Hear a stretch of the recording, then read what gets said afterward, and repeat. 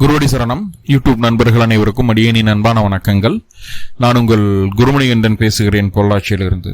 திருக்கணித பஞ்சாங்கத்தின்படி வரக்கூடிய ஜனவரி மாதம் கும்பராசி அன்பர்களுக்கு என்ன மாதிரியான பலன்கள் நடக்க இருக்கு அப்படிங்கிற விஷயத்த நம்ம பார்க்க போறோம்.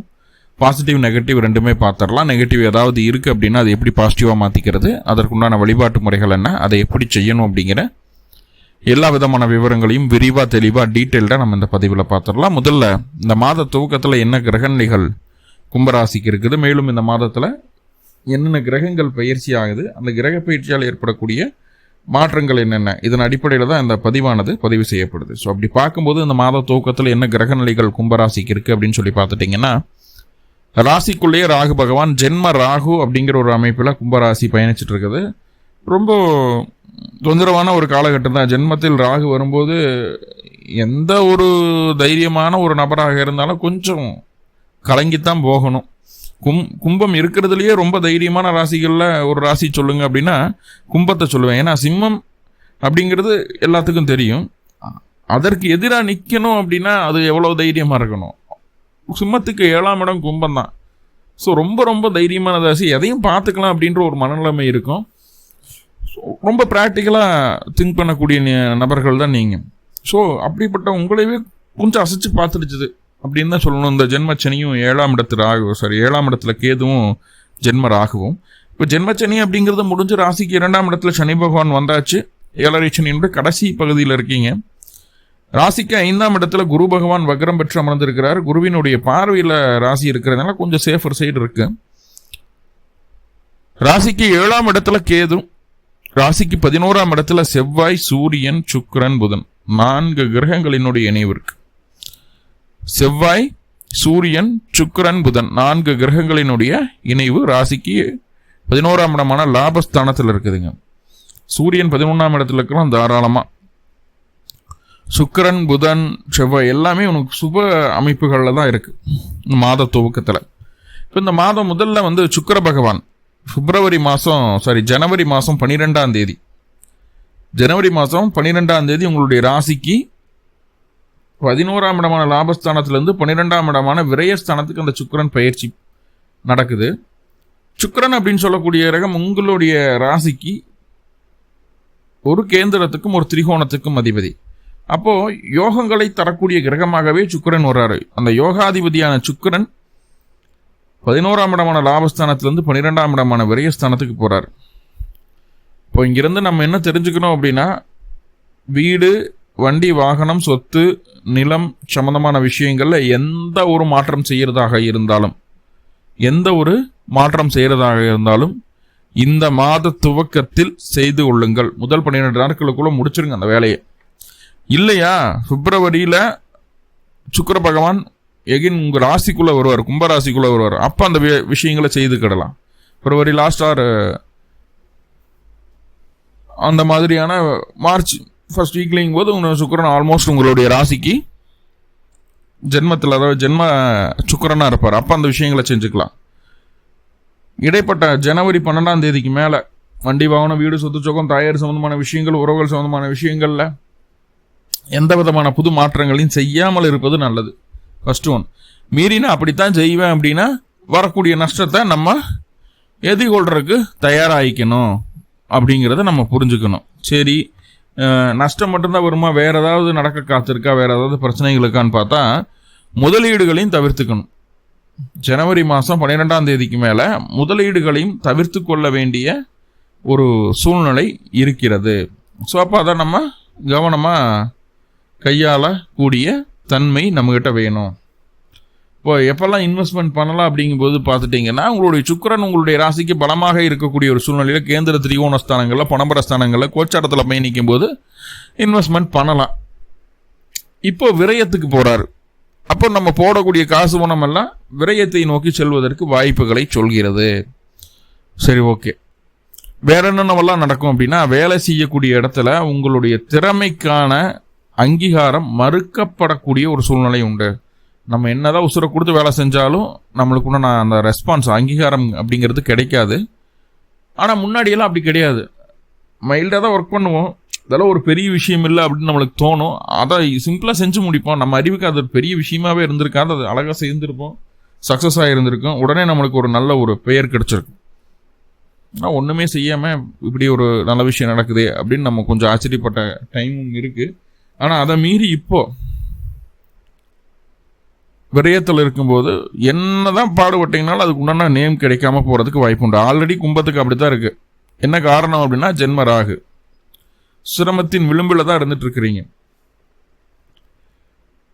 ஸோ அதை பைபாஸ் பண்ணுறதுக்கு ஏதாவது வாய்ப்பு இருக்கானா இல்லாமல் தான் இருந்துட்டு இருக்குது. ஏன்னா முன்னாடி உங்களுடைய 4-9 அதிபதியான சுக்கிரனுடைய பார்வை குருவின் மீதும், குருவினுடைய பார்வை சுக்கிரன் மீதும் இருந்துட்டு இருந்தது. கொஞ்சம் சௌக்கியமாக இருந்துட்டு இருந்தது.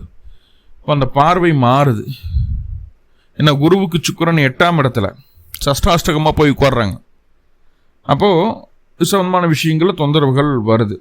தாய் தந்தையருக்கு உடல்நல தொந்தரவுகள், அவர்களுக்கு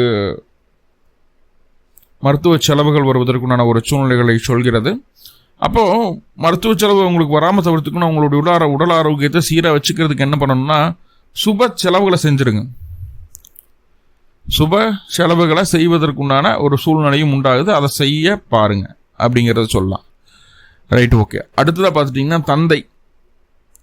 தந்தை வழி உறவுகள் உங்களுக்கு செலவுகளை தரக்கூடிய உறவுகளாகவே வந்து சேர்கின்றன. ஜனவரி மாதம் 12ஆம் தேதிக்கு மேலே தந்தை வழி உறவுகள் மூலமாக செலவுகள் வரும். ஆனால் தந்தைக்கு சொத்து சம்பந்தமான விஷயங்கள் இருந்து வந்த பிரச்சனைகள் தீருது. தந்தைக்கு உயில் சொத்தோ, தந்தை பேரில் இருக்கக்கூடிய சொத்துக்களோ, அதில் இருக்கக்கூடிய வில்லங்கங்களோ நல்லபடியாக மாறக்கூடிய ஒரு சூழ்நிலை. தந்தை வழி சொத்தில் பிரச்சனைகள் தீரும். அதே போல தந்தையின் பேரில் சொத்து வாங்குறதுக்குண்டான யோகத்தையும் உண்டாகுது. தந்தையின் பேரில் சொத்து வாங்குறதுக்குண்டான யோகத்தையும் உண்டாகுது. தந்தைக்கு இருந்து வந்த உடல்நல தொந்தரவுகள் தீருது. கொஞ்சம் மருத்துவ செலவு செய்து தான் அது தீருது. ஆனால் செய்யக்கூடிய செலவு அவங்களுடைய நோயை 70-80% குறைக்கிற அமைப்புகளில் இருக்குது. ஒரு பாசிட்டிவான ரிசல்ட்டை கொடுக்குது. இப்போ செய்யக்கூடிய செலவு அப்படிங்கிறது பெருசாக நம்ம யோசிக்காமல் அதில் ஒரு பாசிட்டிவிட்டி இருக்குது. ரெக்கவர் ஆகி வந்துட்டாங்க, மறுபடியும் அதுக்காக போக வேண்டியதில்லை அப்படிங்கும்போது ஒரு பாசிட்டிவிட்டி இருக்குது. ஸோ அதோட தந்தையினுடைய அமைப்புகள் நல்லபடியாக இருக்குது அப்படிங்கிறத சொல்லலாம். அதே போல் மேலதிகாரிகள் மூலமாக சின்ன சின்ன அலைச்சல் இருக்கும், டென்ஷன் இருக்கும். நம்மளுக்கு எகெயின்ஸ்டாகவே நம்மளை அலைவிடுறதுக்கே மேலதிகாரிகள் கட்டம் கட்டி நம்மளை செக் வைக்கிறாங்களோ அப்படிங்கிறதெல்லாம் தோணும். அதெல்லாம் இந்த காதில் வாங்கி அந்த காதில் விட்டுருங்க. எப்படி நம்ம வேலை செஞ்சு தான் ஆகணும். 2ஆம் இடத்துல சனி இருக்குது, வேலை செஞ்சு தான் ஆகணும், வேறு வழியே இல்லை அப்படின்ற சூழ்நிலை இருக்குது இப்போ. ஸோ அதை டாலரேட் பண்ணி சரி இதை புரிஞ்சுக்கிட்டு அண்டர்ஸ்டாண்ட் பண்ணிவிட்டு நெக்ஸ்ட் லெவலுக்கு போகிறதுக்கு என்ன வழியோ அதை பார்த்துருங்க. அடுத்ததாக பார்த்துட்டிங்கன்னா சூரியன் உங்களுடைய 7ஆம் அதிபதியுமே இது வரைக்கும் 11ஆம் இடத்துல. பல விஷயங்கள்ல 7ஆம் அதிபதி 11 இருக்கிறது நன்மை. சூரியன் 11 இருந்து அந்த ஜென்ம ராகுவும் 2ஆம் இடத்து சனியும் பெரிய பாதிப்புகளை தரமாட்டார்கள். அவர்கள் தரக்கூடிய பாதிப்புகளை சூரியன் 90% குறைத்து விடுவார் அப்படிங்கிற விஷயமெல்லாம் உண்மைதான், இல்லைன்னு சொல்லலை. ஆனால் ஜனவரி மாதம் 14ஆம் தேதி அந்த சூரியன் இதுவரைக்கும் உங்களுக்கு சேஃபர் சைடு உங்களை பாதுகாத்துட்டு இருந்த சூரியன் உங்களுடைய ராசிக்கு 12ஆம் இடத்துக்கு போயிடுச்சு. ஃபர்ஸ்ட் வாழ்க்கை துணை அப்படிங்கிற ஒரு விஷயத்துல கையை வைக்க அந்த சூரியன். வாழ்க்கை துணைக்கு உடல்நல தொந்தரவுகள் வருவதற்குண்டான சாத்தியக்கூறுகளை சொல்கிறது. முக்கியமாக அந்த ஜீரணம் சம்பந்தமான பிரச்சனைகள், தலைவலி, காய்ச்சல், இருதயம் சம்பந்தமான பயம் வருவதற்குண்டான வாய்ப்புகளை சொல்கிறது.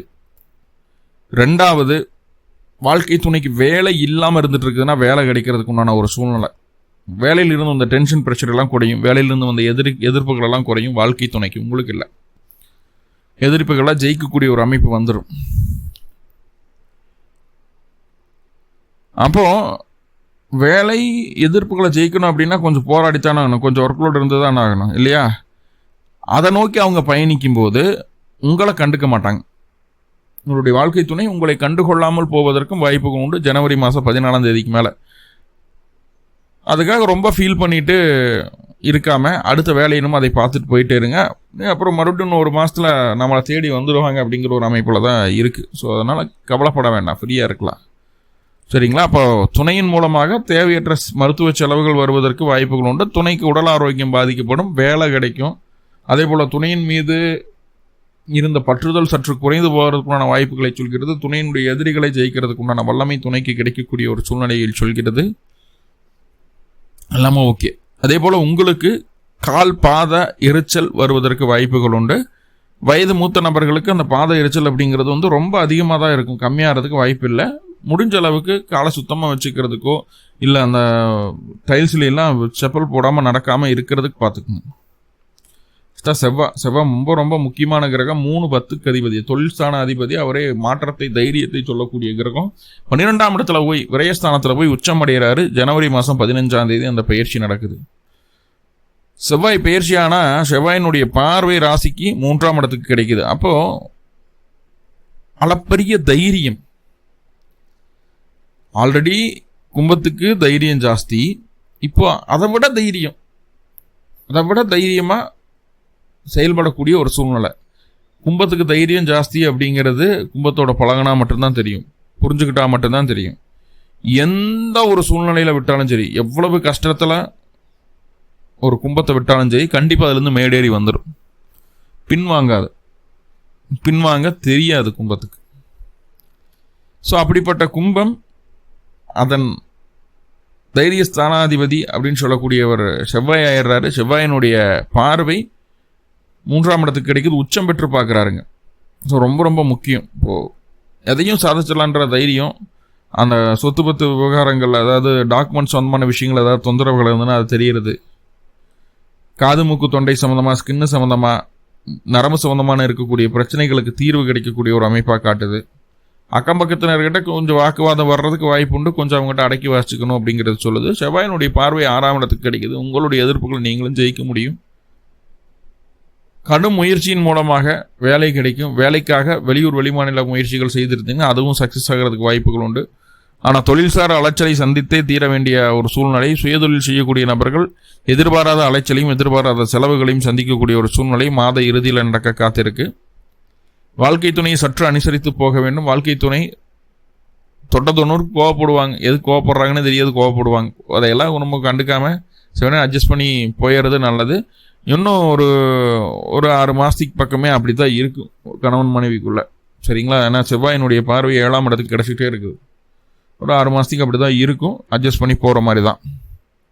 புதனுடைய நகர்வு, குரு புதன் பரிவர்த்தனை யோகம் இருந்தது. ஜனவரி மாதம் 17ஆம் தேதி அந்த புதன் பகவான் ராசிக்கு 11ஆம் இடத்துலேருந்து 12ஆம் இடத்துக்கு பயிற்சி. 8ஆம் அதிபதி 12இல் மறைவது நன்மை, 5ஆம் அதிபதி 12இல் மறைவது அந்த அளவுக்கு ஒரு சுபமான ஒரு அமைப்பு கிடையாது. குழந்தைகளுடைய உடல் ஆரோக்கியத்தில் மட்டும் கவனம் தேவை. காதல் சம்பந்தமான விவகாரங்களில் தொந்தரவுகள் வர காத்திருக்குது. ஷேர் மார்க்கெட்டில் இன்வெஸ்ட் பண்ண வேண்டாம்.